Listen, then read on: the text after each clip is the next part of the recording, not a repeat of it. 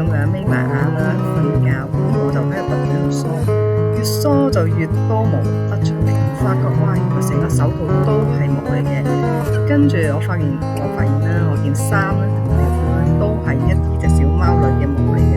我發覺原來咧呢個手套咧真係好有用，可以幫啲貓咪咧清潔到啲貓毛。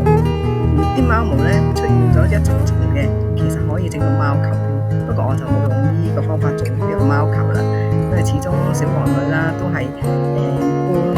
一半係家養，一半係街貓嚟嘅，咁啊都冇用貓毛做任何嘅裝飾品啊咁樣。不過我就想讚一讚呢個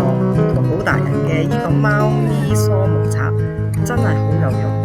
同埋真係好乾淨，幫隻貓咪喺度刷毛，同埋呢隻小黃女佢真係好